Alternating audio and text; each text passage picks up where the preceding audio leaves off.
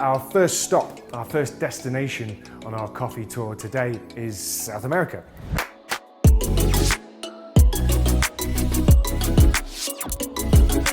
Brazil is the world's biggest producer of coffee by an absolute mile.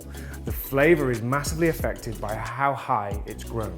Now in Brazil, coffee grows generally from between 800 metres to 1,200 metres above sea level.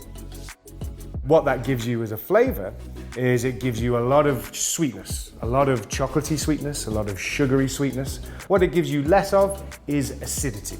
So less bright fruiter notes that we're going to see in coffees a bit later on, and more chocolate, nuts. Now because of this profile, what I'm always going to lean to with my Brazilian coffees is a milky drink. The sweetness of the heated milk is really going to accentuate those chocolatey flavours, and because the flavours are slightly bigger and slightly fuller in your Brazilian coffee, you're really going to taste the coffee through the milk. And if that's the reason why you enjoy milky drinks like me, then Brazil is an absolute perfect region for that.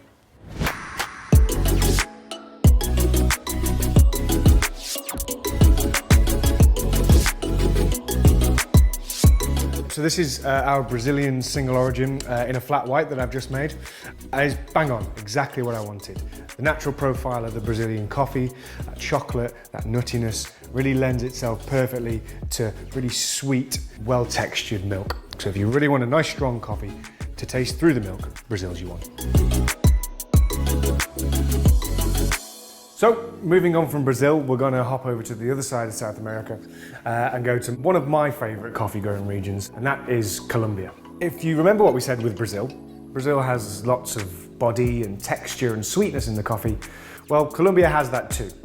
But what Colombia also has, because it grows slightly higher, the coffee there grows generally from about 1,000 metres and above.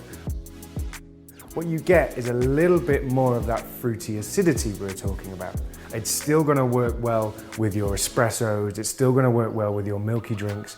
You're going to get a lot of kind of brown sugar, milk chocolate sweetness from your Colombians as well, but it's also going to balance with that kind of nice fruity acidity. For this Colombian coffee, I'm just going to have it as an espresso.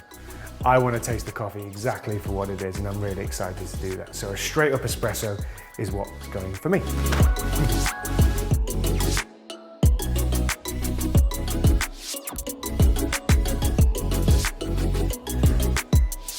Great, really, really good.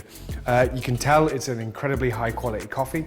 All I'm tasting is the beautiful development of sugars and sweetness and acids and bitters in there to give me a really balanced cup. It's clean, it's sweet, and it's balanced, and that's the thing you should be looking for. Brilliant.